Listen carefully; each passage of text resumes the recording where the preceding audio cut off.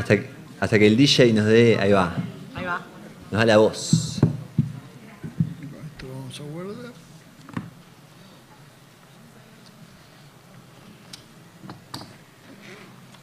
Bueno, buenas tardes. Gracias por estar acá, por la espera.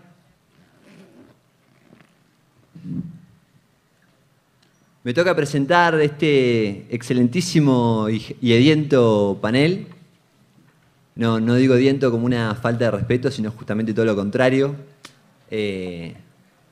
Contamos en este panel con, podríamos decir, con los antecedentes fundamentales a la hora de pensar, considerar, digamos, ¿no? Mejor dicho, consolidar unas epistemologías de la periferia.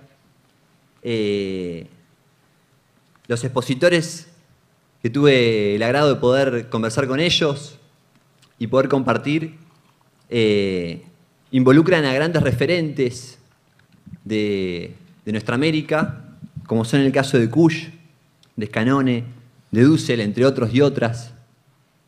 Y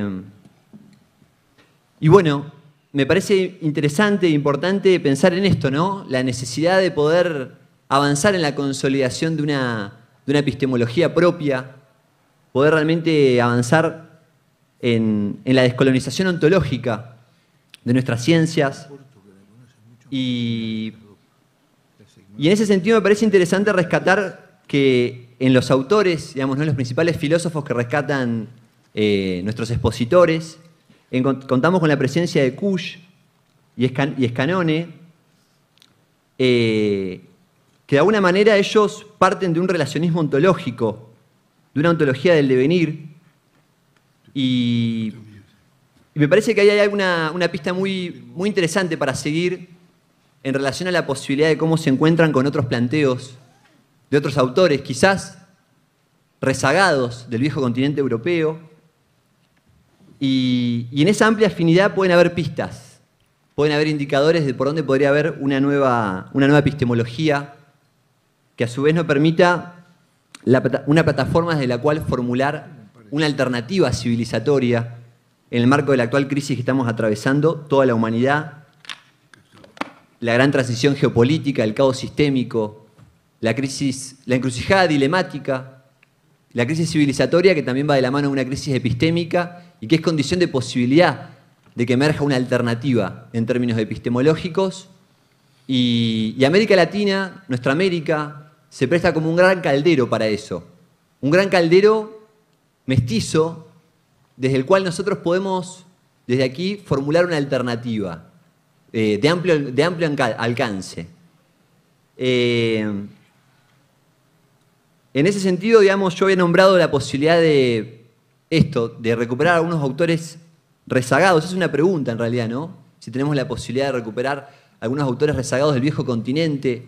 Llama la atención la afinidad, por ejemplo, entre Kusch, Scanone y, del otro lado del charco, la psicología analítica de Jung, la epistemología de la ontogénesis de Simondon. Tanto Kusch, Scanone, Simondon y Kusch parten de un relacionismo ontológico y parten de una ontología del devenir. Y en ese sentido, me parece que tenemos que poder establecer, digamos, ¿no? esta afirmación, poder generar una verdadera desconexión en términos ontológicos, una afirmación ontológica y epistemológica, y poder superar realmente el materialismo, que para el resguardo, digamos, ¿no? De no creer que esto implica descartar muchos aportes importantes dentro de lo que son los registros materialistas, no implica descartar el materialismo analítico. Es decir, no implica descartar el materialismo histórico, no implica descartar los aportes del materialismo que son fundamentales. Porque el relacionismo ontológico no implica prescindir del materialismo analítico, sino justamente reconocer que nada sabemos sobre las causas primeras. Primera afirmación. Y segundo, que en todo cuanto existe, en los diferentes dominios de la realidad, lo que podemos observar es una relacionalidad, es una tensión entre órdenes de magnitud, es una dualidad.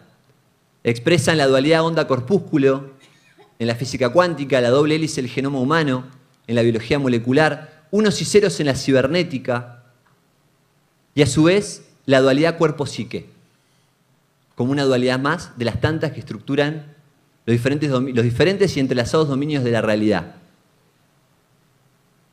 Esta posibilidad, digamos, ¿no? de reconocer esto nos permite a su vez consolidar el reencuentro efectivo hacia nuestros tiempos de ciencia y espiritualidad.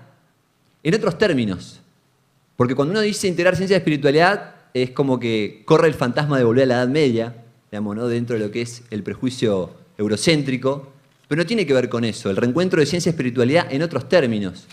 Y a su vez el reencuentro de política y espiritualidad en otros términos. También nos puede permitir la posibilidad de formular unas pedagogías que rompan con las directrices predominantemente disciplinarias todavía de las instituciones y puedan orientar la educación en función del despliegue de las virtudes y pasiones que habitan los seres humanos.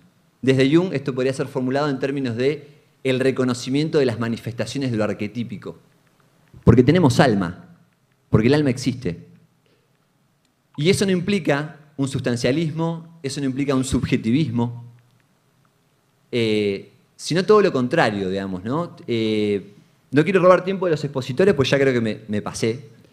Pero para pasar, sí, para pasar la palabra a los expositores, solamente remarcar esto. En el marco de esta gran transición geopolítica, este caos sistémico, esta encrucijada civilizatoria y crisis epistémica, están dadas las condiciones para formular una propuesta epistemológica propia que vaya de la mano con una propuesta alternativa civilizatoria, desde los calderos mestizos de nuestra América.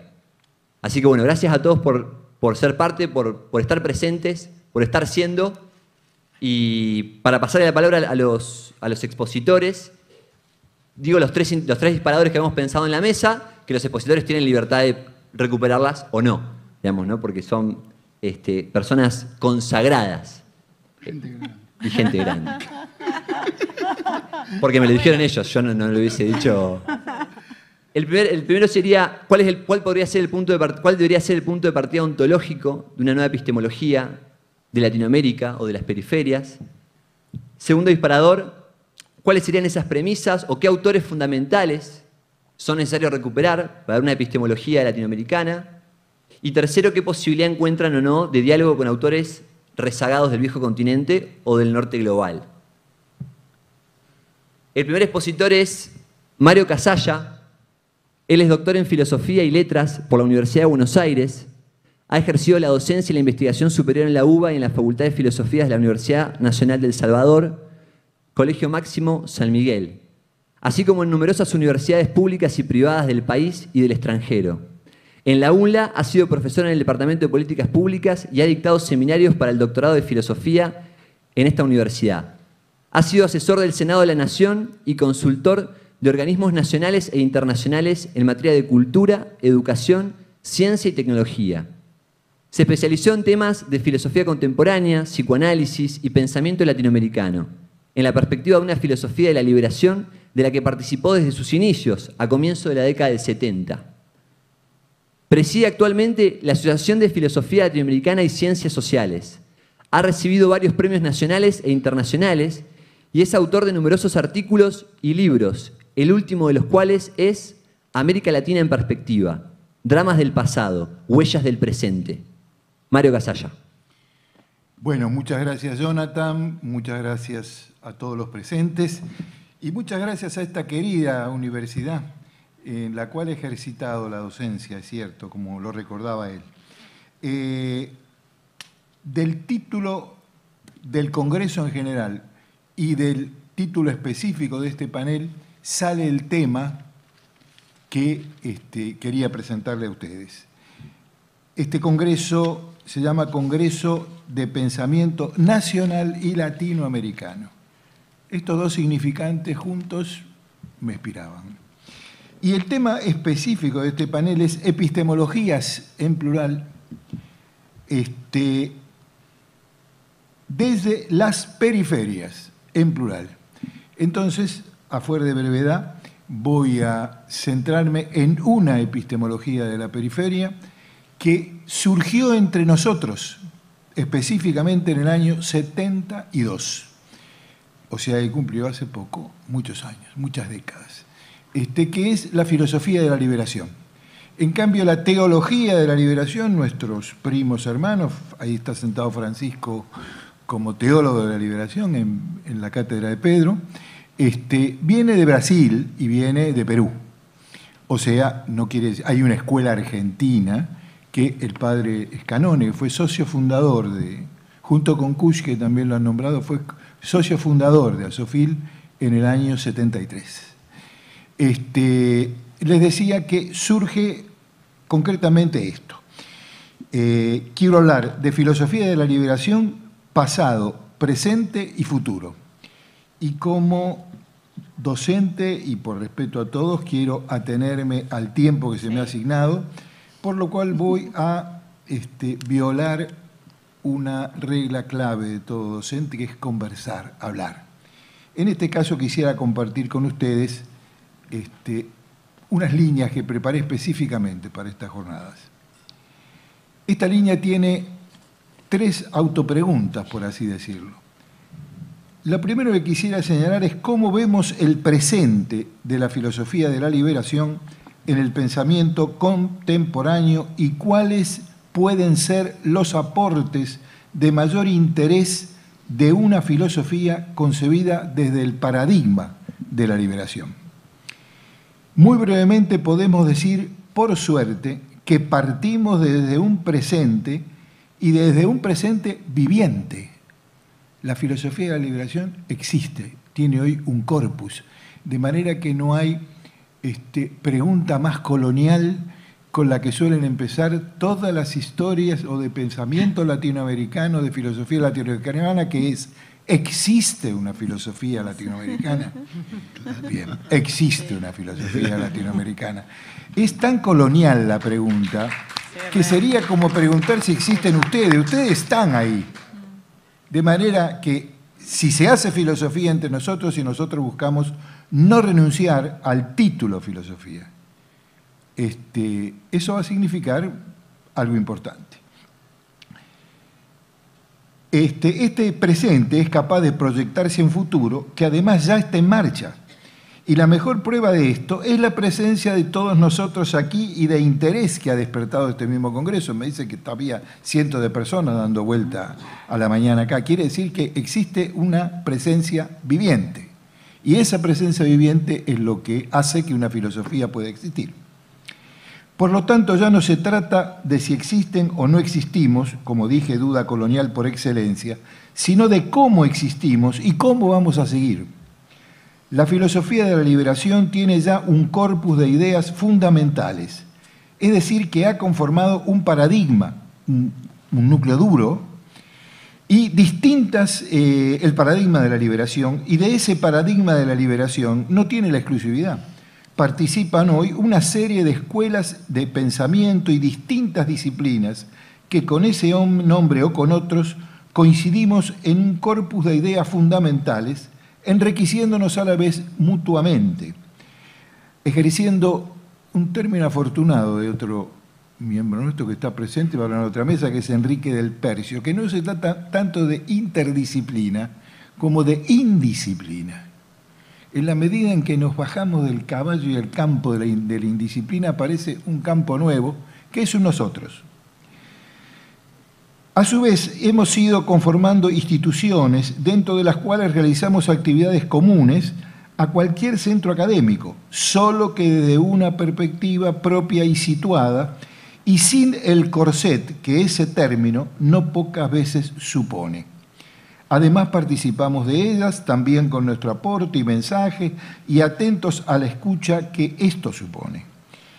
Asofil, que cumple 38 años de existencia ininterrumpida, es una de esas tantas instituciones. Además, ha continuado la publicación fundacional de este grupo, iniciado en 1971 y difundido luego por el mundo. El caso de Enrique Dussel, que integra el comité honorífico también de este congreso, su proyección ha llevado a Europa, ha llevado a... El caso de Scanone también, maestro de teología de Francisco. Bueno, fueron socios fundadores. Y yo al Congreso del 72 fui junto con Cush y viví 10 años con él en Salta, con el gringo. Caímos a un congreso de filosofía, los filósofos se habían reunido en el 49, en el primer congreso, y no se habían reunido nunca más. Llegamos en el 72, se llama el segundo en Córdoba. Por supuesto éramos jóvenes egresados, no teníamos ningún plenario. Entonces dijimos con el gringo, mira, vamos a un coloquio, a una mesa de pensamiento latinoamericano. Vamos a ver qué hay. No había nadie. Empezaron a caer y ahí lo conocí. Yo me llamo Enrique Duce, yo me llamo Scanone. Bueno, nos conocimos ahí, hicimos una cita. Dijimos, este verano hay que encontrarse. Dictadura militar. El arzobispado de Santa Fe nos prestó su casa de ejercicio en provincia de Córdoba. Y allí se realizó el primer encuentro. Allí publicamos en esta revista de Filosofía Latinoamericana, fundada en el 75, nuestro primer manifiesto, y hemos tratado de permanecer fieles, recordando siempre aquello de que los cambios son la única garantía para la permanencia en lo mismo, que por cierto no es lo igual, como bien sabemos. Además, como asociación hemos tratado de no olvidar nunca y ejercerlo en la práctica, que lo nuestro, la liberación, es un proyecto colectivo, histórico y social, y que las individualidades y los talentos destacan más si son útiles al proyecto liberador y va acompañando con sus leños a ese fueguito de pensamiento en común que prendimos hace ya 50 años y que aspiramos a que siga prendido.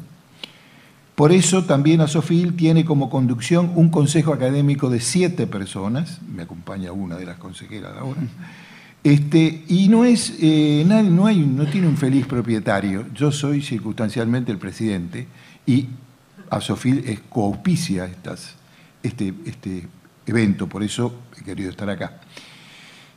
Por otro lado, provienen allí diferentes disciplinas, por eso se llama de filosofía y ciencias sociales, y no es filosofía de la filosofía y entre especialistas, sino un diálogo profundo con las artes, las ciencias, la cultura, la política, de las cuales se nutrió y se nutre.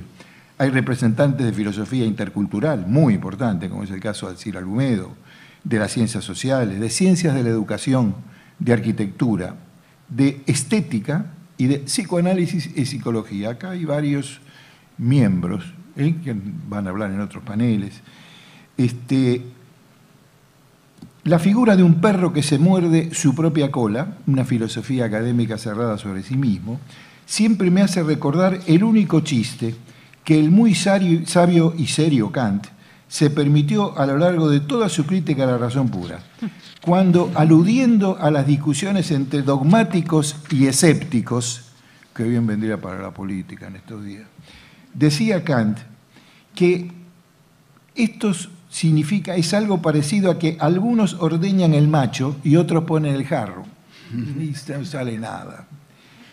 Parágrafo 10 de la crítica de la razón pura. Y claro, lo que se saca así es muy poco. Pasemos entonces a una segunda pregunta. Me permito sugerir entonces salir rápidamente de esta primera generación que hizo lo suyo y lo dio. Ahí debe ahora pasar la posta. Entonces me permito aportar aquí mismo algunos temas claves en la formulación de una renovada agenda de trabajo de la filosofía o del pensamiento de la liberación y allí donde estén, en historia, en ciencias sociales, para las generaciones más jóvenes actualmente interesadas en el pensamiento que puedan tomar y llevarlo adelante. Muchos son los temas de aquella primera generación de la filosofía de la liberación que no se llegaron ni siquiera a desarrollar. Algunos ni siquiera los atisbó, porque no existían, o bien porque no habían adquirido la decisiva importancia que hoy tiene, a lo cual hay que agregar nuestros propios y lógicos límites generacionales, intelectuales, históricos y políticos.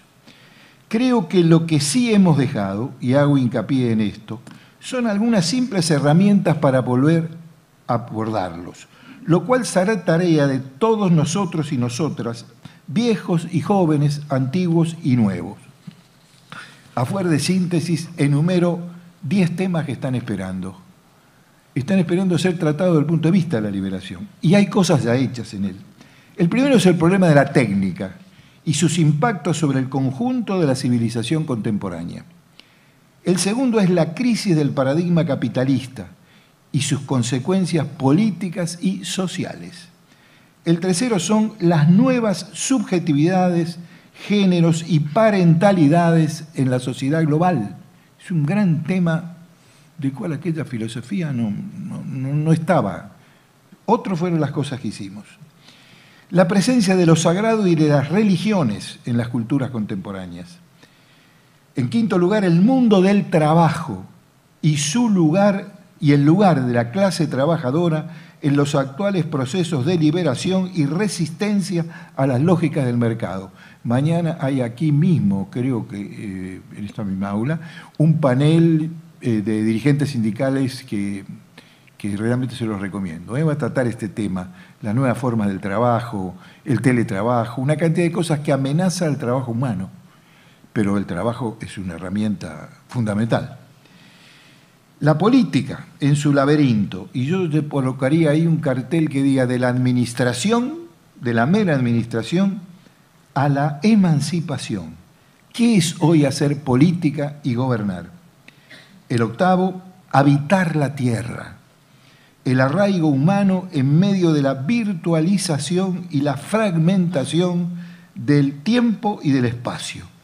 Hogares y ciudades en la aldea global.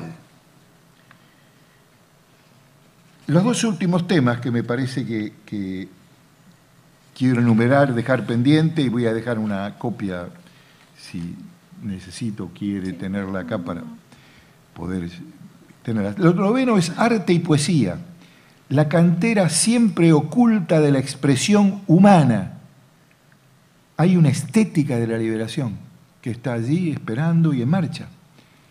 Y el décimo y último tema, el mundo del derecho y la justicia, realidades vigentes y asignaturas pendientes. Hace poquito fundaron en Tigre, y auspiciado por la Intendencia de Tigre, un hermoso congreso de CLADES, latinoamericano de Derecho y Estado. Bueno, y es toda una generación diferente.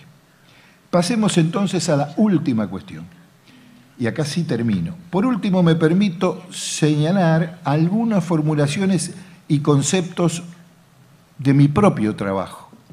¿Qué hice yo si me tengo que presentar y decir, bueno, mire, qué sé yo, escribí cosas, pero bueno, creo que hay algunas cosas que he incorporado a la jerga, por así decirlo.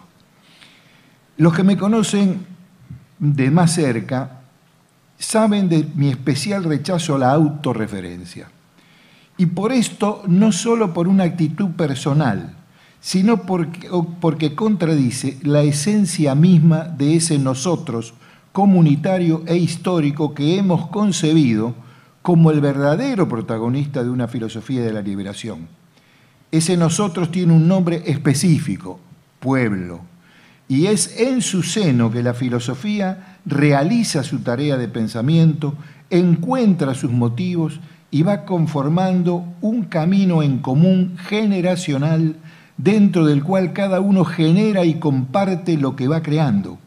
Y es en este sentido que, surgida de aquel manifiesto de 1971, hemos creado una institución coral y sin propietarios, buscando proteger esa diferencia fundamental con el estilo tradicional de la filosofía, es decir, su práctica individualista, su sistema de premios y castigos y ese ego cogito dominador que la abreva y transforma a las carreras en eso, en una verdadera carrera de obstáculos. El primer obstáculo es lógica, el segundo moderna, contemporánea, etcétera, etcétera. Y, bueno, en algún momento paren, porque la filosofía es una cosa que una vez que se tiene el conocimiento, son 20 libros, no hay lo demás, comentario de comentario de comentario. Platón y Aristóteles, chao. Ahora sí lo van a despachar en un cuatrimestre y van a decir, bueno, para la otra lean la política de Aristóteles y es difícil que salga algo de ahí también. Yo creo que hay que también saber transformarse sin dilaciones y lo más rápido posible en muy buenos exalumnos, incluso hasta en docentes si se lo desea, para ir predicando en su interior otra forma de aprender y de enseñar. Esto tan entusiasmante, apasionado y alegre en que consiste el término filosofía. De mi parte, nada más. Pero qué impresionante. Muy bien. Muchas gracias, Mario. Impresionante el uso de estos 15 minutos. Bueno, buenas tardes. Vamos a seguir ahora con Mónica. Voy a presentarla. María Mónica Caballero, licenciada en Filosofía, especializada en Estética, profesora de grado y posgrado en las Facultades de Artes y Facultad de Periodismo de la Universidad Nacional de La Plata y en la FADU de la UBA, integrante del Instituto de Investigación de Cultura Popular y Pensamiento Nacional de la Universidad Nacional del Oeste. Mónica es evaluadora nacional, integra la base de datos de la CONEAU, de programas, proyectos de investigación, carreras, categorización docente, becarios. Integra el Consejo Académico de la Asociación de Filosofía y Ciencias Sociales Latinoamericana, ASOFIL, como lo había mencionado Mario. Es secretaria de Cultura del Frente Amplio Peronista de la Ciudad de La Plata. Es miembro de la Asociación de Amigos del Museo de Bellas Artes de la Provincia de Buenos Aires y es miembro de la Asociación Argentina de Semiótica. Bueno, con ustedes, Mónica. Bueno, buenas tardes.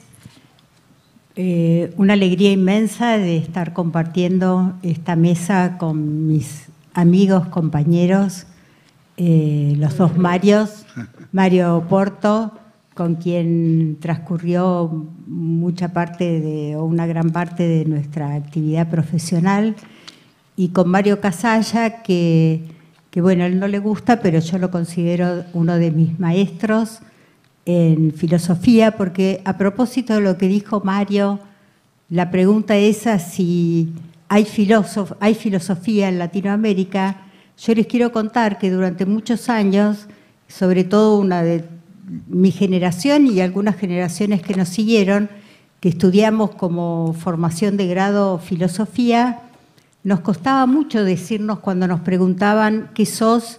Decir filósofo, como dice un sociólogo, como dice un psicólogo, y en realidad tendíamos a decir profesor de filosofía, porque los filósofos eran esos otros, ¿no? Aquellos que nos invita Johnny a que también dialoguemos y que aparte, obviamente que son figuras que nos han formado, como decía Mario, bueno, de Platón, Aristóteles y siguiendo toda la línea de la filosofía fundamentalmente occidental, porque poco sabemos, digamos, del pensamiento oriental en nuestra formación de base, pero verdaderamente nos costó mucho, me costó mucho llegar a decir soy filósofa, ¿no? Era como demasiado grande, filósofos eran los otros, digamos, ¿no? Eso en primer lugar. Y en esta línea quiero decirles dos cuestiones que en realidad cuando pensamos las epistemologías, sobre todo desde Latinoamérica, ¿no? Me gusta decirlo más desde Latinoamérica que desde las periferias, porque ya nos metemos en ese debate biunívoco del norte y el sur, ¿no? De los países centrales y periféricos. Cuando pensamos nuestras propias epistemologías, aquí quiero detenerme en la invitación que nos hizo la Universidad de Lanús. En primer lugar, agradecerles la concreción de un congreso tan monstruoso, digamos, por la cantidad de participantes y de propuestas, y como decía Mario, ya desde la mañana circulando un montón de compañeros procedentes de otros lugares de la Argentina. Y quiero rescatar algo que le da sentido a la organización, porque me parece que es un detalle que no es casual. El año pasado, la Universidad de Lanús invitó a varias universidades nacionales e instituciones afines con la propuesta del Congreso a integrar y formar parte de lo que ellos llamaron el Foro de Pensamiento Nacional y Latinoamericano. Y quiero detenerme en la lectura muy breve de sus propósitos. Dice, el foro busca encontrar puntos de contacto y miren las palabras, fortalecer las coincidencias, marcar agendas de debate sobre las diferencias y enriquecerse recíprocamente en el proceso.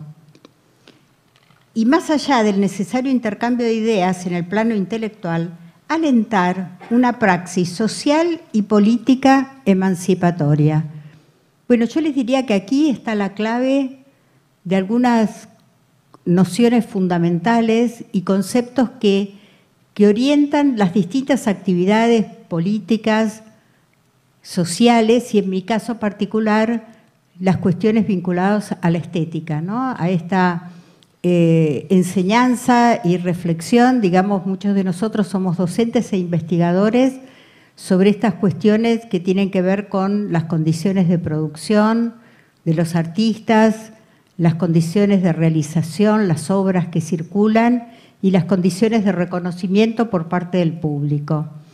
Este foro se propone, esto que decía Mario, justamente la consolidación de la comunidad. Es decir, no podemos no pensarnos en común y fundamentalmente en proyectos comunes, ¿no? Y esta es para mí es un principio fundamental que hace muchos años se está rigiendo, que colaboró mucho Asofil, en tanto que Asofil en su corazón justamente nos integra a personas procedentes de distintas disciplinas, pero que siempre tenemos un tema común, un horizonte que lo vamos complementando y nunca terminando, porque justamente es proceso, ¿no? Proceso que tiene que ver con la incorporación de nuevos participantes, de nuevas generaciones. Y otro detalle que quiero resaltar de esta universidad y que lamento que recién tomé contacto hoy, porque si esta charla hubiera sido dentro de 2 días, los hubiera invitado antes a recorrer la muestra. Hay una muestra que los invito cuando termine esta charla común a que la recorran, que está aquí nomás, que tal vez alguno de ustedes ya estuvo, y que es una muestra, fíjense, que reúne 2 temas.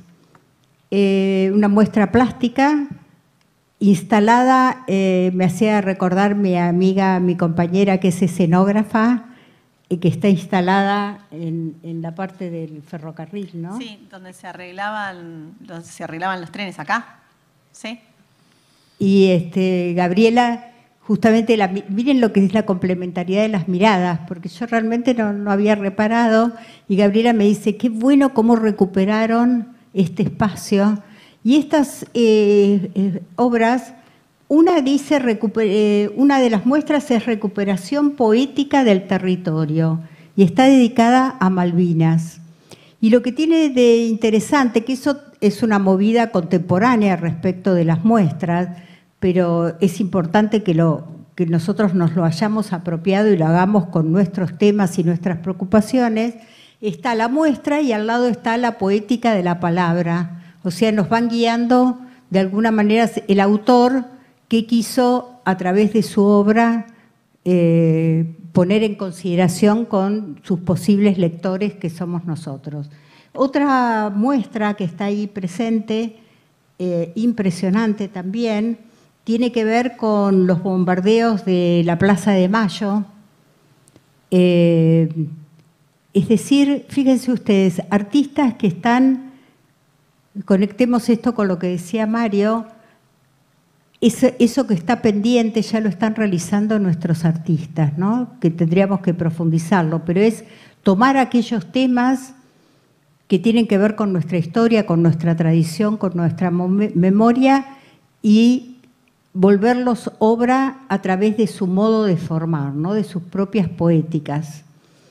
Y por último, quiero que reparen, hay un cuadrito de madera que dice 17 de octubre, lealtad, justicia social, derecho al goce.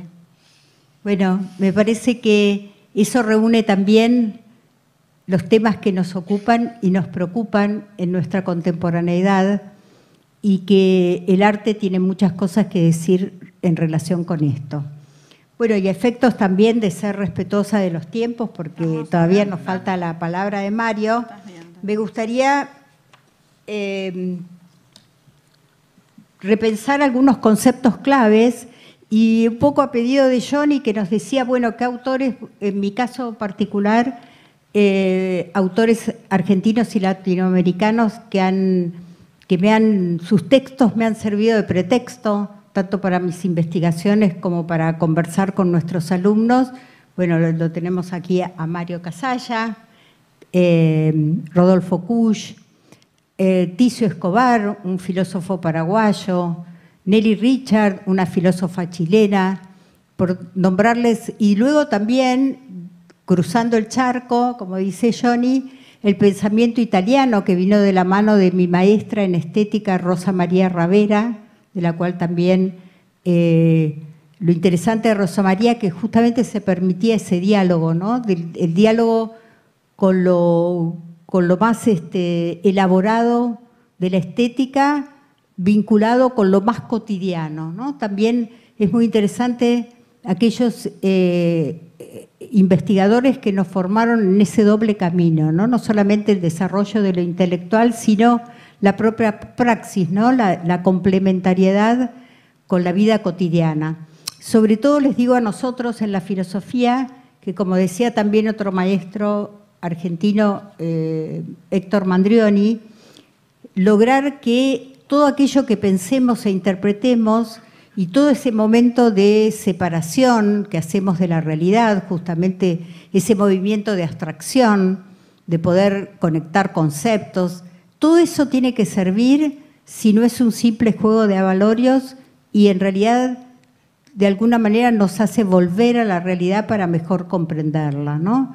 En este sentido, la palabra fuerte interpretación alude a eso, a que podamos, más que entender la realidad, comprenderla. Y para comprenderla se requieren muchas miradas, se requiere conocer su historia, se requiere hundirse en esta cuestión del domicilio, el suelo.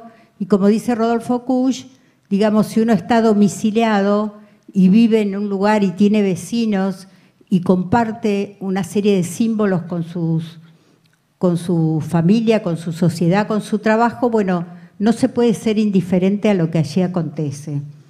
Entonces, quisiera con ustedes comentar rápidamente algunos conceptos que verdaderamente luego se traducen en las praxis poéticas artísticas, como es concebir la cultura. Bueno, ya hemos ganado que la cultura, creo que la mayoría comprendemos que no es la civilización, pero la ampliación del concepto de cultura tiene que ver con entenderla como una totalidad en su complejidad, como modo de ser de un pueblo, como el ethos, como el carácter.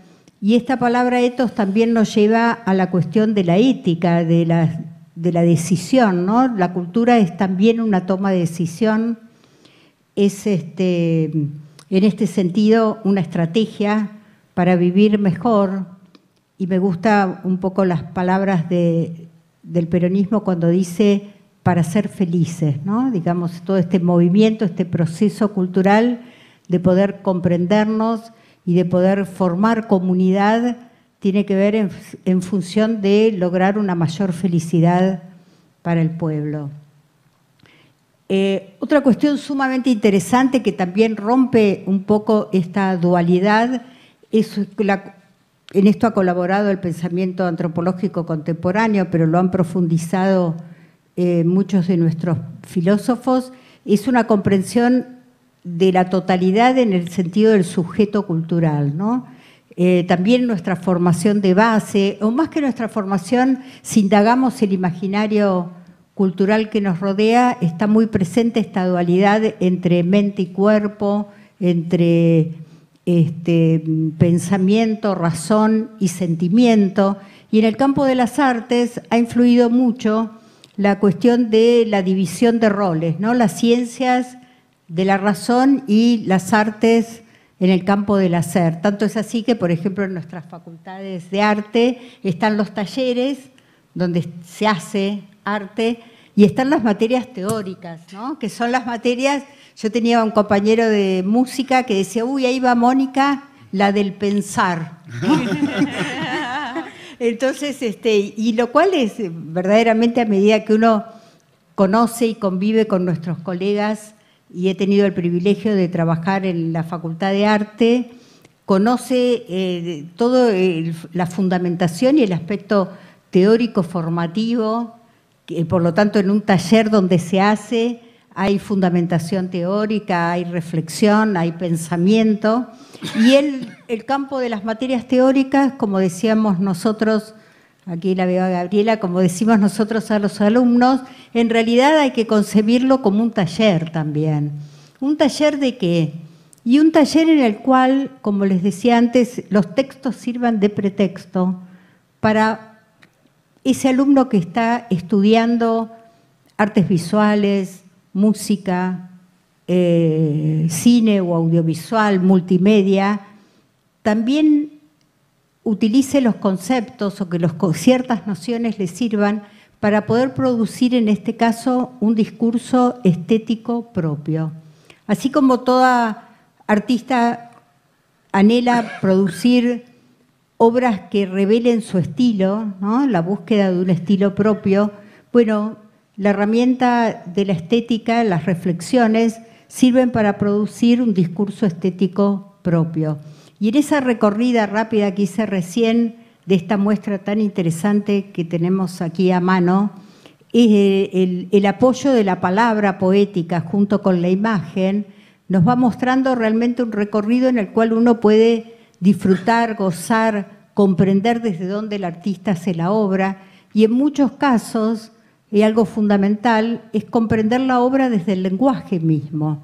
A veces los críticos no han colaborado mucho a que las obras nos impacten, porque muchas veces, y esto también herencia del paradigma de la modernidad, ese crítico, como decía Humberto Eco, realiza otro texto, porque empieza con la obra, pero termina en una elucubración que nos va como alejando del texto, ¿no? Y en cambio, en la medida en que los artistas nos hagan sus propuestas y nos hablen acerca de sus obras, también nos permiten una complementariedad de conocer el lenguaje. Hay una frase de Leonardo Fabio que siempre me gusta mucho, que dice que el encuadre ya es ideológico. O sea, no es ideológico solamente el tema, ¿no? Es ya el encuadre, cómo pongo la cámara. Y un compañero y amigo nuestro, en un trabajo de licenciatura de grado, trabajó cómo funciona desde el encuadre Leopoldo Torre Nilsson y Leonardo Fabio filmando el pueblo. Y entonces, bueno, es un texto interesantísimo porque no nos habla acerca o sobre, sino que nos lo muestra desde el lenguaje mismo, cómo ponen la cámara para que verdaderamente el público se conecte con el pueblo. Bueno, acá me señalan que quedan 5 minutos y yo quisiera, bueno, te voy a dejar el escrito para que lo puedan leer, pero hay también una frase de Homero Mansi que me parece que es un desafío también desde las epistemologías y desde el marco en el cual queremos profundizar y complementar. Y Homero Mansi dice que en un momento de su vida tuvo que elegir si iba a ser un hombre de letras o si iba a escribir letras para los hombres. Bueno, muchísimas gracias.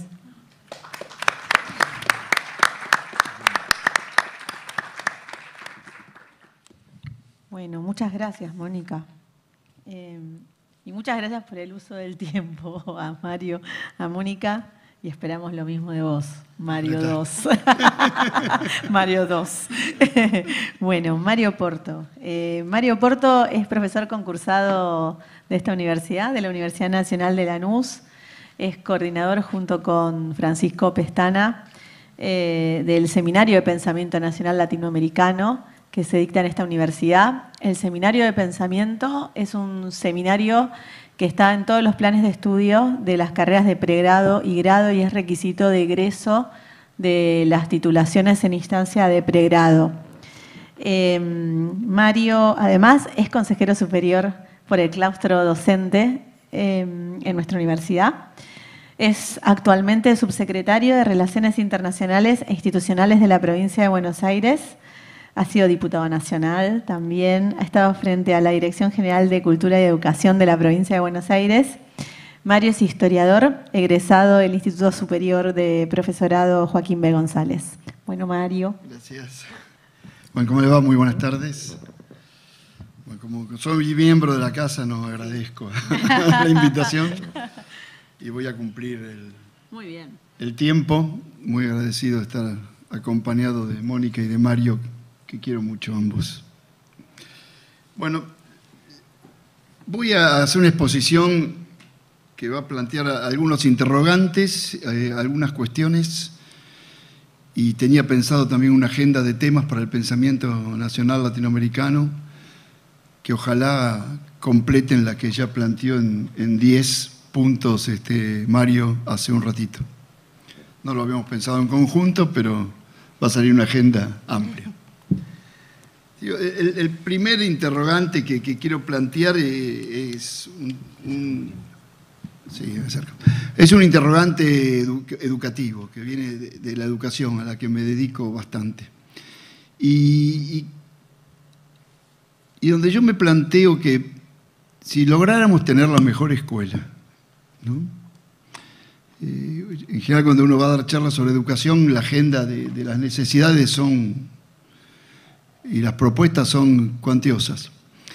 Si eso todo ocurriera, si se diera el milagro de que ocurriera todo lo que queremos que ocurra y por lo tanto tendríamos la mejor escuela preparada para estar primera en las pruebas PISA, que tanto nos preocupa.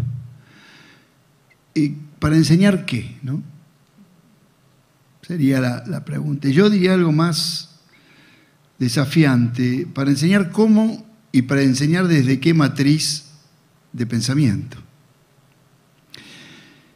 Podemos tener la mejor escuela que enseñe a ser colonia, ¿no? O sea, podemos tener la mejor escuela donde haya jóvenes muy formados en la denigración de la cultura nacional, por ejemplo, o en la insolidaridad, o en la discriminación.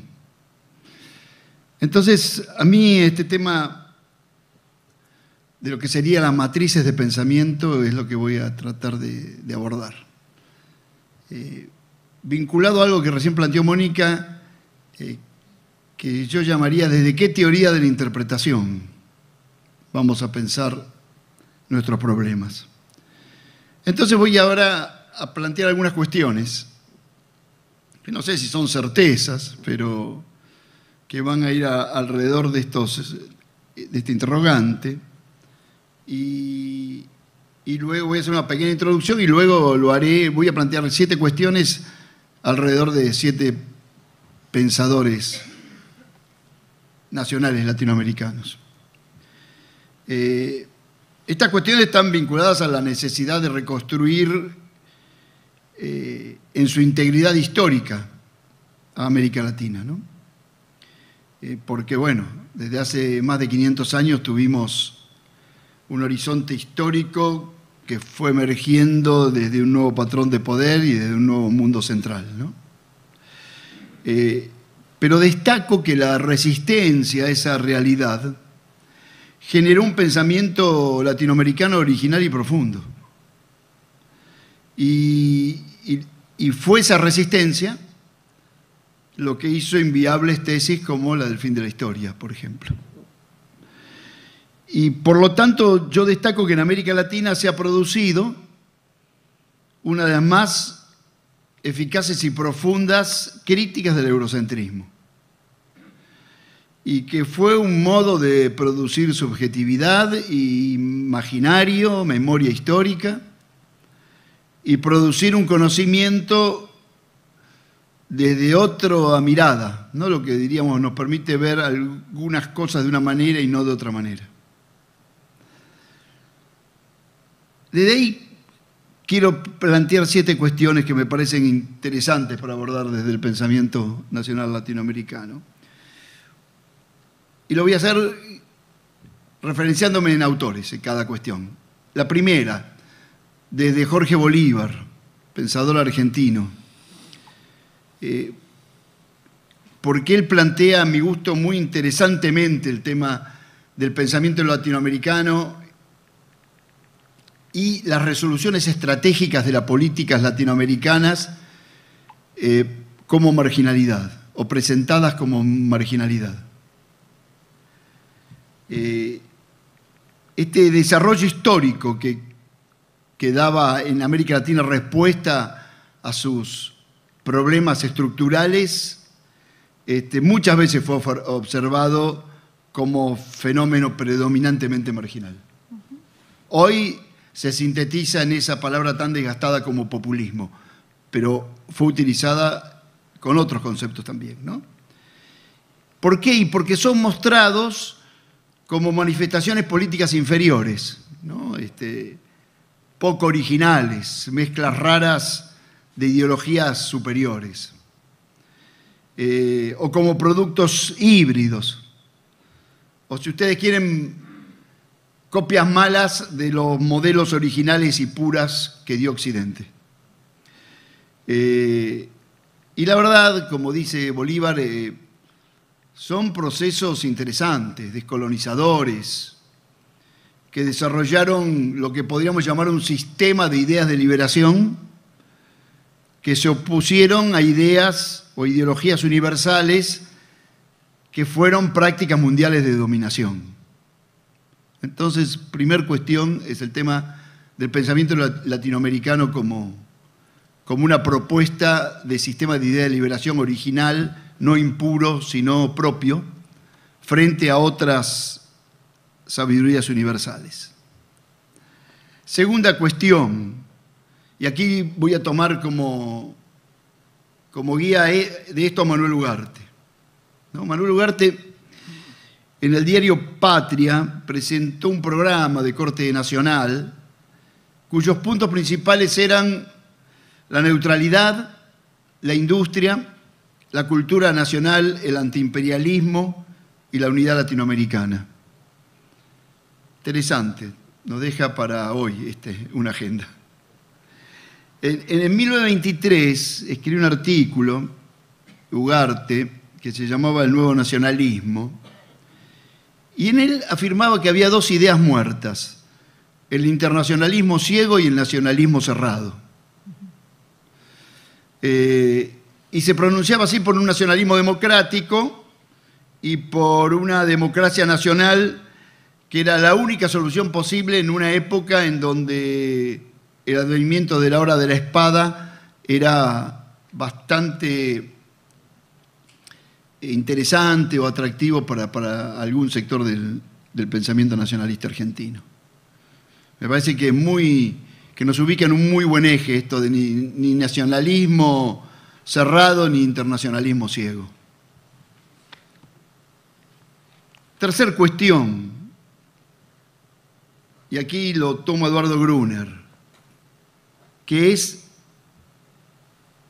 que América Latina se ha visto siempre enfrentada a un colonialismo de raíz liberal. Y el interrogante sería, ¿es posible un sistema colonial liberal? Gruner lo desarrolló extraordinariamente en su trabajo sobre Haití, ¿no? en donde toma una postura no anti-ilustración, sino decir que Haití hace universal la ilustración, ¿no?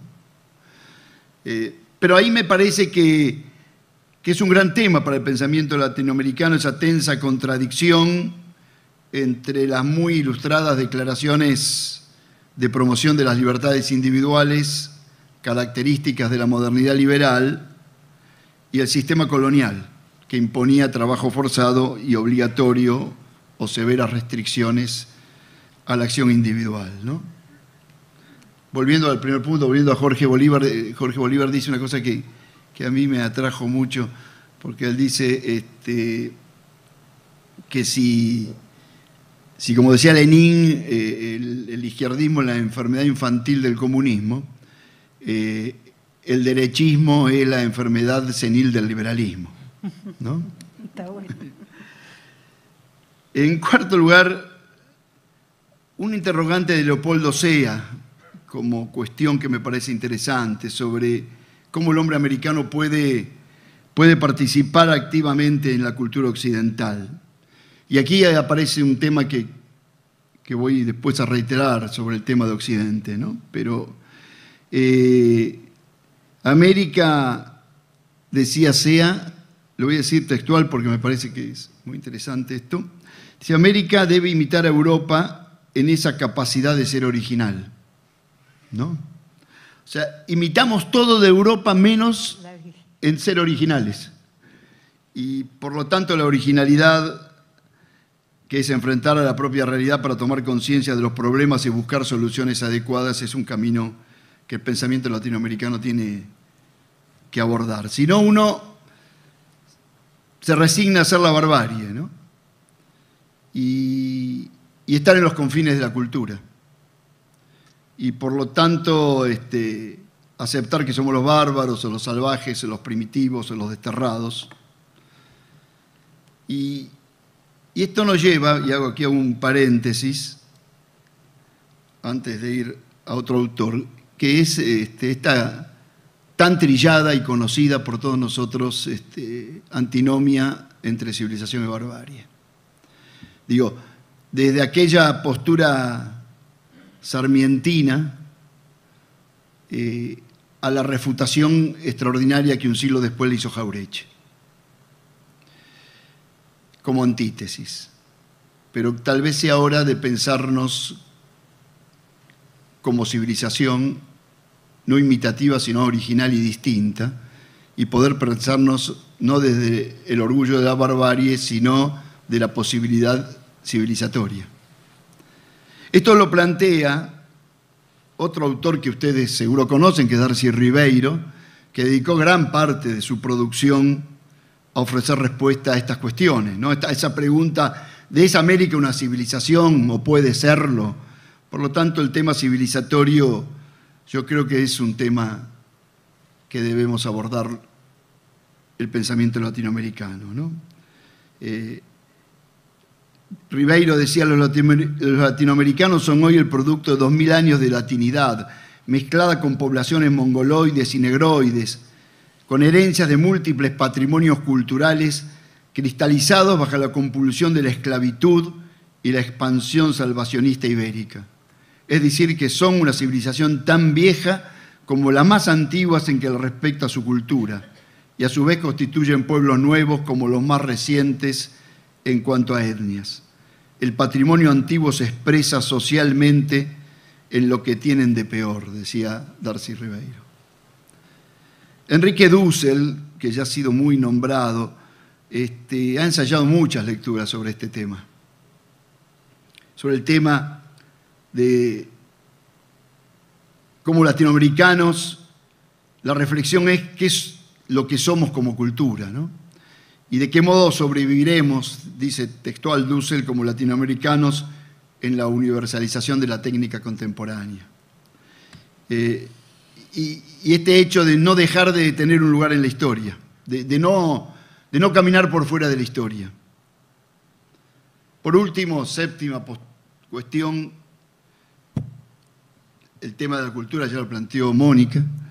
El peruano Aníbal Quijano planteaba el problema en esa tensión entre Oriente y Occidente, ¿no?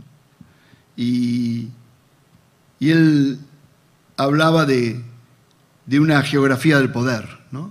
De una nueva perspectiva geográfica de la historia y de la cultura que se imponía mundialmente como hegemónica y que las periferias éramos una nueva geografía. Esa tensión entre Occidente y Oriente también nos pone en la tensión entre Norte y Sur, ¿no? La tensión entre Oriente y Occidente es una rivalidad civilizatoria. La tensión entre Norte y Sur es una relación entre una civilización y sus dominados. Esto me lleva a mí a otro interrogante, y que es el último, Muy bien. que es el de dónde pensar América Latina, ¿no?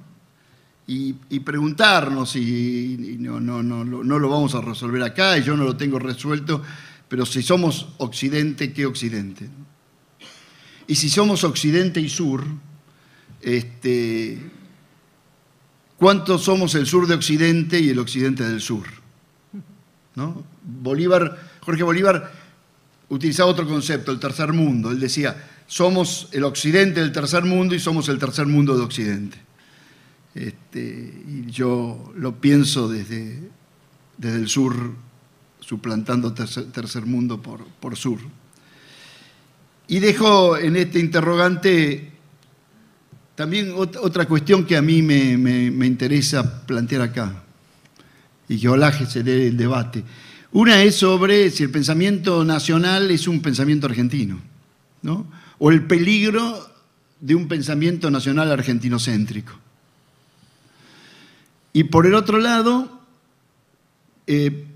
preguntarme si el pensamiento latinoamericano, por producción, talento, por trabajo, no está muy sumergido en lo andinocéntrico.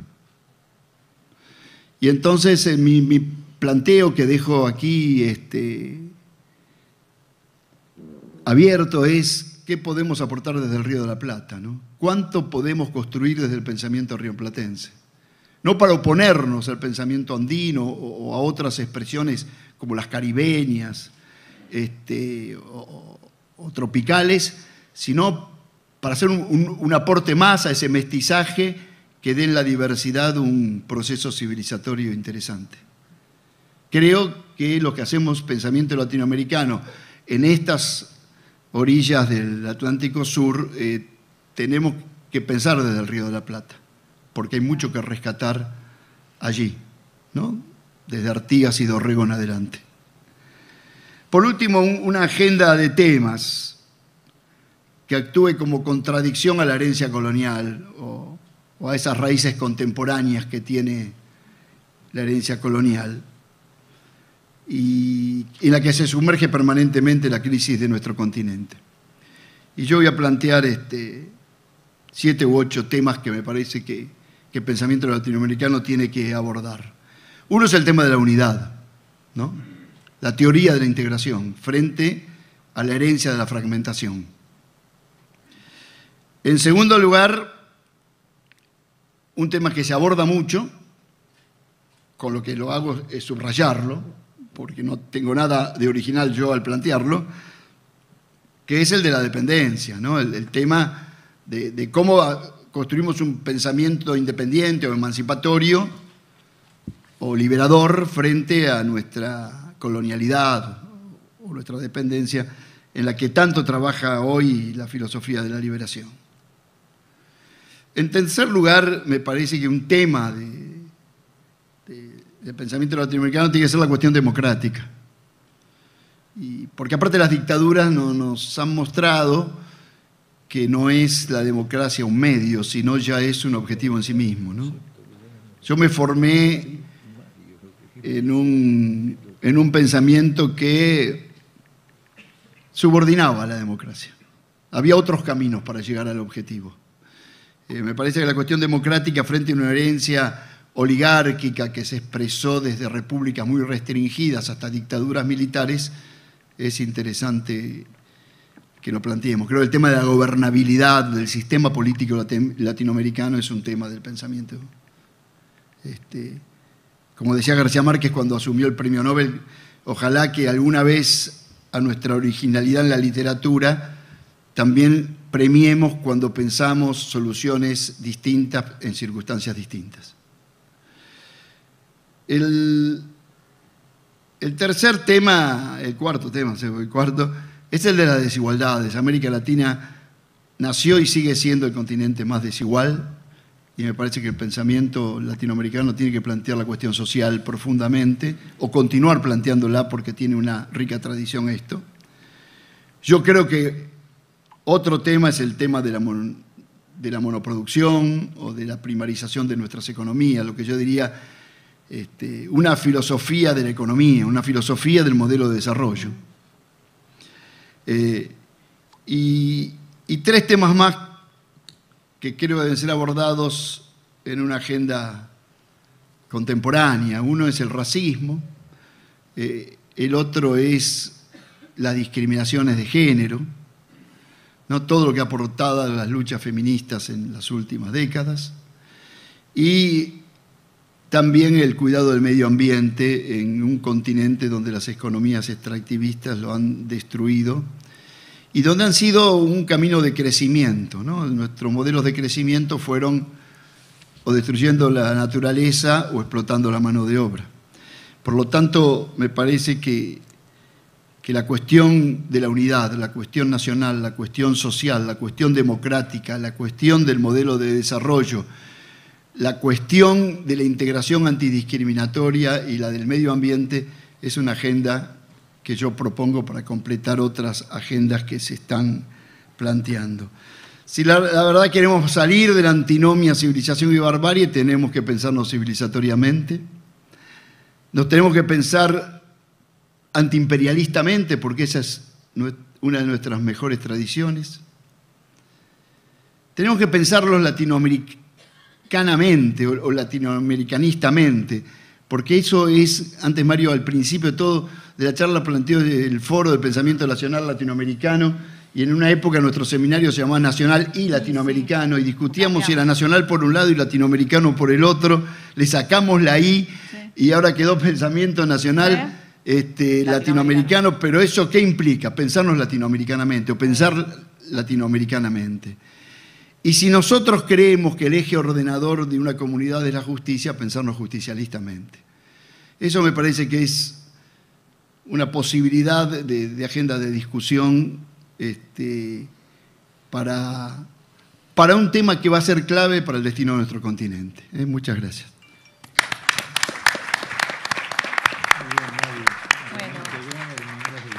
Gracias, Mario. Gracias a los tres expositores. No solo nos han dejado exposiciones, sino agenda de cuestiones para pensar, lo cual es sumamente valioso porque estamos en una universidad que planteamos que lo importante es la textualización de los problemas, lo importante es poder definir las preguntas contemporáneas y ahí avanzar hacia la resolución. Bueno, no será una conversación, no sé cuánto tiempo tenemos, venimos un poco atrasados porque se atrasaron los paneles de la mañana, pero sí hay un rato para que ustedes puedan formular preguntas. Aquí está María de los Ángeles con el micrófono, así que si alguien quiere formular una pregunta o hacer algún comentario, abrimos este espacio aquí, por aquí. Hola, hola. Hola, buenas tardes. Bueno, agradecer a los expositores principalmente. Y bueno, mi pregunta es a Mario Casalla, vinculado al momento inicial de la filosofía de la liberación. Si vos considerás que hay posicionamientos que han quedado, o sea, que son irreconciliables entre los pensadores. Esa sería la pregunta. Bueno, voy a ser muy concreto. Vos me preguntás por la interna de la filosofía de la liberación, pero la interna de la filosofía de la liberación terminó biológicamente incluso. Mirá, pensar en los años 70 era muy jodido. Mi tocayo lo tocó al pasar diciéndote que era una generación que en algunos casos combatía con las armas en la mano, y eran otros tiempos.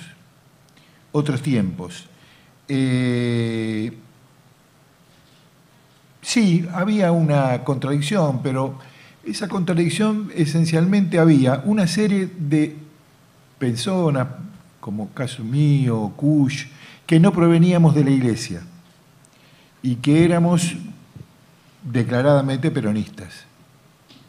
De diferente manera, el peronismo siempre tuvo una diferente manera de serlo. Y había otro sector que provenía del sector eclesiástico y que no se definía abiertamente, políticamente, como peronista. Pero no pasó nada, no, la sangre no llegó al río, porque seguimos haciendo nuestros congresos, nuestras reuniones, y así se fueron resolviendo en la práctica. Solo aprovecho para una palabra que me parece que está en el fondo de las 3 exposiciones y el pensamiento de Mario, que lo voy ahora desarrollado, digo, parece que lo hubiéramos redactado juntos las agendas, con la cual está ese concepto de Goethe, que son las afinidades selectivas. Claro. Hay una cantidad de compañeros y de amigos que yo sé que existen, pero no sé dónde están. Y están, aparecen. El seminario de pensamiento latinoamericano que da esta universidad, transversal a la totalidad de la carrera y obligatoria para todo su currículum, es un hecho de que existe, entre los hechos de que existe la filosofía. Ahí está. ¿Qué hacen? Se juntan los sábados o los días que tengan reunión y es una cátedra masiva. El problema de lo universal. Esto es absolutamente clave. A nosotros fue un tema que nos atravesó en el comienzo, cuando nos decían, bueno, no, la palabra filosofía está comprometida con Europa, etcétera, etcétera, no se puede meter con eso. Llamemos pensamiento latinoamericano, no arrastremos toda esa otra cosa. Otro grupo ahí casi masivamente dijimos, no, nosotros creemos que la filosofía es una forma de totalidad y trascendencia que no es reducible a las ciencias, a las artes, ni a las denominadas ciencias sociales. No son ni mejor ni peor, pero es otra forma. El problema era cómo definíamos la universalidad. Y hay 2 maneras. Una manera que yo llamaría a la romana, a la antigua y colonial, en términos de mi tocayo, que sería la universal es un uno en torno al cual versa todo. Los romanos eran muy piola en eso. Decía, todos los caminos conducen a Roma. Por supuesto, mientras todos los caminos conduzcan a Roma, no hay ningún problema. La universalidad, eso es lo que yo llamaría una universalidad abstracta. A esa universalidad yo me salté en la exposición, pero algunos está escrita en libros y en otros lugares, yo propuse la idea, y que creo que fue un aporte original de esa primera generación y mío en particular, de universalidad situada. Y al mismo tiempo, no me quedé en proponer eso, propuse un tema que llamé de lectura culturalmente situada. ¿Cuál es la operación de leer? Hablaba Mario hace un ratito de sistemas de interpretación. La primera lectura, o del encuadre, la primera lectura es como, la primera interpretación es como leo. ¿Hacia dónde encuadro? Entonces, la universalidad situada es una universalidad donde lo que tiene que estar concebida esencialmente como proyecto y no como sustancia. Proyecto quiere decir, es un yecto, algo que está de pie delante mío hacia lo cual camino. Si ustedes quieren, es una universalidad, como diría en la vieja discusión medieval sobre el asunto de los universales, que fue clave, es una universalidad post-rem, post-cosas, y que no está antes de las cosas. Y por lo tanto, universaliza cosas que ya están ahí haciéndolas propias. Los romanos no tenían ningún problema. Cuando llegaban a un lugar, si el pueblo no había resistido a la legión y se habían entregado tranquilamente, era muy bueno. Solamente exigía que pagaran impuestos y si lo pagaban y no jorobaban, hasta podían poner un ídolo en Roma. Muchos alumnos de las carreras tradicionales de filosofía creen que después de la última materia viene la beca a Alemania. Alemania es la beca. Es la Meca.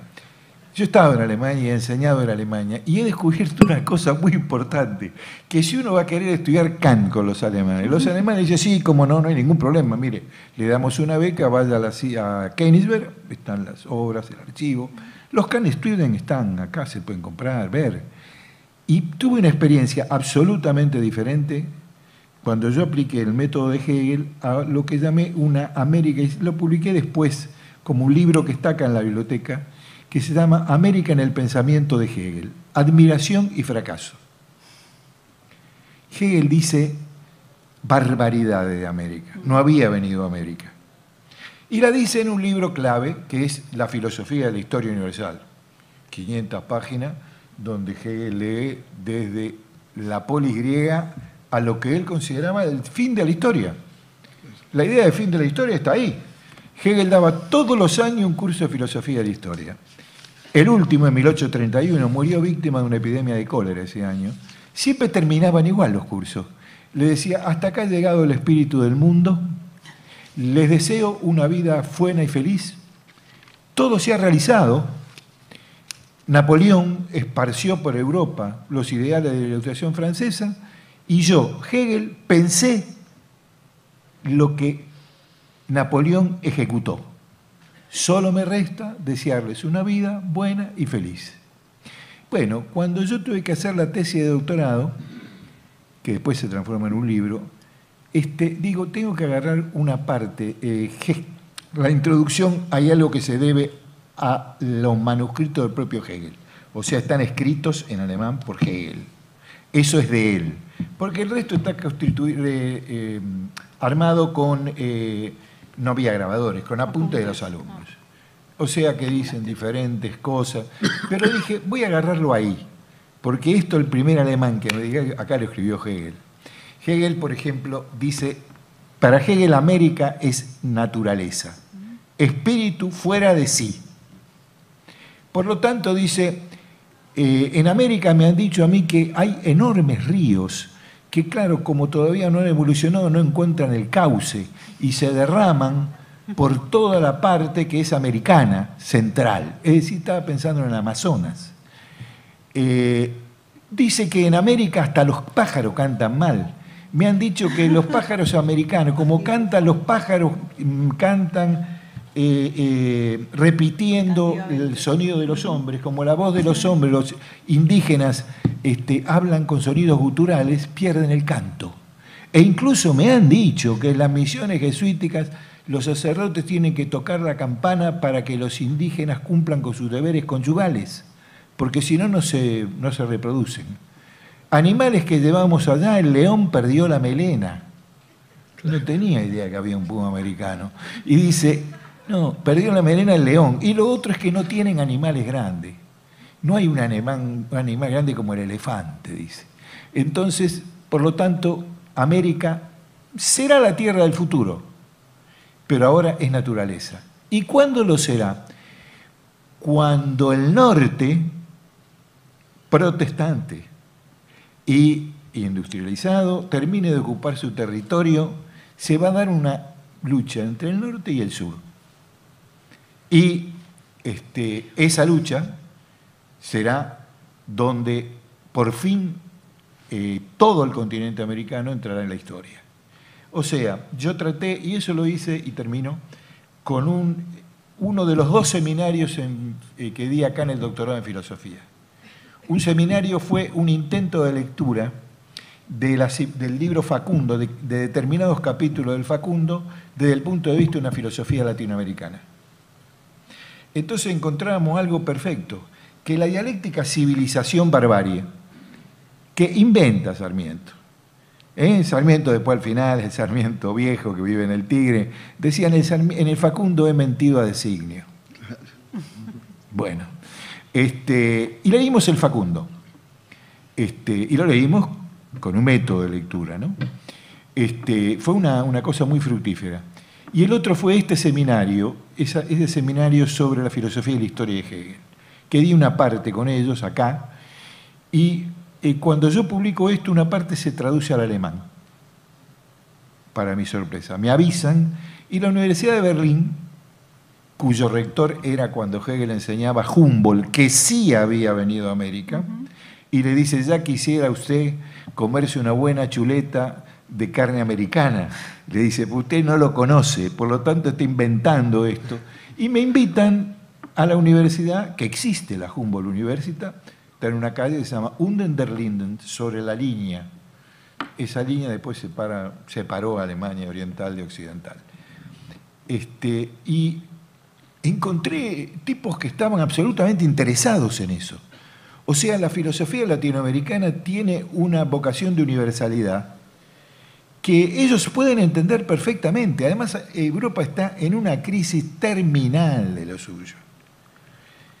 Cada 2 por 3, Francisco, que es el triunfo de la teología de la liberación y la filosofía llevada allá, tiene 1.500 millones de fieles. El tipo Sale Habemos Papa. Ah, sí, Habemos Papa. Bueno, Francisco, ¿qué nombre adopta? Francisco. El padre Escanone, que estaba entonces en la asociación, me dice, no, pero es por Francisco de Sales, es un jesuita, era un jesuita. Francisco se encarga de decir, no, por Francisco de Asís, por el pobre de Asís. ¿Y sabe lo que admiro? Dice, admiro que los franciscanos tienen una sotana y tienen un cordón nada más, no tienen bolsillo. No hay nada para acumular. Por lo tanto, esa opción preferencial por los pobres, que no es la santificación de la pobreza, sino acompañarlos en un proyecto de salir de ella, es algo pendiente. Y algo pendiente quiere decir que no es que lo vamos a inventar la pólvora, está en marcha. Señores, adelante. Bueno, nos quedan 2 minutitos. Perdón. No hay problema. Igual no estoy viendo a los próximos expositores, así que quizás tengamos algún minutito más. 3 preguntas. Bueno, lo que les pido que sean eso, que las podamos responder en unos minutitos. Hola, ahí Sí, está. pueden hacerlas todas juntas, si no. Claro. ¿Qué te parece? Depende. A ver, si... Sí. Hagámosla y orientémoslo, así no... Sí, una cortita. Pero sí.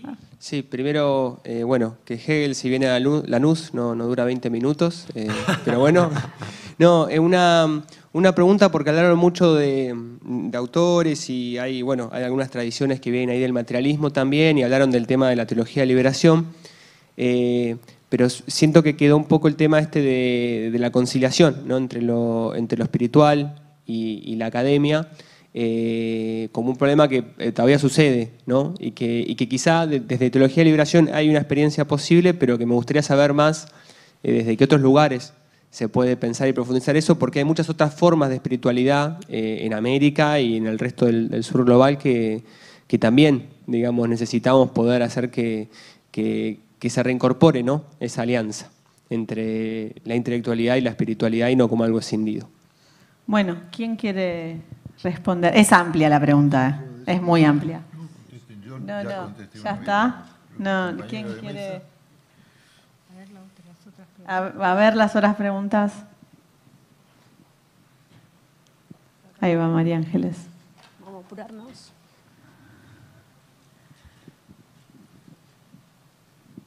También hay preguntas que se suman a la agenda de cuestiones.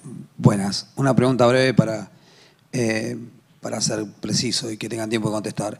Mi pregunta es si en la exposición de los Marios encuentro, tal vez estoy equivocado, una reedición del debate filosófico entre Salazar Bondi y Leopoldo Sea. Es decir, escucho al principio decir que la pregunta por si hay una filosofía latinoamericana es colonial y luego Mario Porto nos invita a pensar nuevamente el tema de la originalidad. O sea, si lo que hay que copiar de Europa es la originalidad. Si está saldada esa discusión entre ustedes o si lo que yo percibo que todavía es un tema de discusión filosófica no está saldado y hay que seguir discutiéndolo. Los Marios. Qué bueno que Los Marios, ¿no? Es un grupo, es un nuevo grupo. Un nuevo grupo musical. Los Marios Bros. Yo no soy filósofo, por lo tanto aquí estoy como en minoría absoluta, ¿no? Pero no creo que esté saldada, ¿no? Porque la verdad que América Latina sigue preguntándose cuestiones que vienen de mucho tiempo, ¿no? Desde si somos una unidad, ¿no? La cuestión de si somos una nación inconclusa, como la planteara Abelardo Ramos con tanta fuerza a mediados del siglo XX, o toda la prédica de Ugarte, el tema de si somos Occidente, qué Occidente, si no somos Occidente, si somos un continente que es producto de Occidente, Europa y el Atlántico, o que fue habitada por Oriente, el Pacífico y Asia. La discusión sobre el mestizaje, sobre los pueblos originales, O sea, creo que en ese sentido yo creo que no son cuestiones saldadas. No sé si se van a saldar en algún momento. Me parece que son cuestiones en debate. Por eso yo intenté decir, bueno, aquí hay cuestiones que están vinculadas a nuestra herencia colonial, que están en la raíz de nuestros problemas. Bueno, empecemos a abordarlas. Bueno, pero ¿no? complementaría Dale, diciendo que una cosa concreta, Salazar Bondi y Leopoldo Sea fueron autores de 2 libritos que se publicó en el siglo XXI y que fueron muy importantes. El librito de Sea se llamaba La filosofía americana como filosofía sin más. Y el librito de Salazar Bondi, que era el ministro de Educación de Perú en ese momento, se planteaba, se llama ¿Existe una filosofía de nuestra América? Bueno, nosotros invitamos a ellos dos, después de encontrarnos en el 72, se inician las jornadas académicas de San Miguel. Las presidía Escanone, la primera de ellas, lo invitamos a Sea y a Bondi y se dio ese debate adentro. Ese debate no está saldado ahora, pero ¿qué quiero decir? Porque tendría que ser aquello, si no, te tenés que invocar otra vez la filosofía o el psicoanálisis. El tema de la identidad no se salda nunca ni se cierra, sino con la muerte. En principio, todo lo que estamos acá somos al menos 3 cosas diferentes, desde el punto de vista de la subjetividad, después de las históricas y de las políticas, más todavía. Somos lo que somos. También somos lo que los otros creen que nosotros somos. Y al mismo tiempo, somos lo que los otros responden a nuestra propia conducta. En psicoanálisis existe la idea del sujeto barrado. No hay sujeto integrado. El sujeto está siempre barrado. Hay un momento en el cual sí coincide, porque todos los imposibles se tornan posibles y puedo decir es el día que se muere. La muerte está muy bien descrita con Heidegger como posibilidad de la imposibilidad. Se cumplen todos los imposibles, precisamente porque no hay horizonte, no hay futuridad. Nosotros no estamos muertos y creo que hay una originalidad del pensamiento latinoamericano. La originalidad no consiste en filosofía, no pueden pedir originalidad como en ciencia. ¿Qué vamos a descubrir nosotros? Que hay una categoría que se la olvidó Kant, o que esto sea los original, son allí los abordajes, las interpretaciones, las miradas, la perspectiva, el encuadre, dónde me pongo. Y eso es apropiarse de todo. Podemos enseñar Bolívar y Marx, Kant y Sarmiento, Sí, okay. Lo que querramos. Bueno, nos están pidiendo que terminemos Un aplauso ahora. para los expositores. Sí.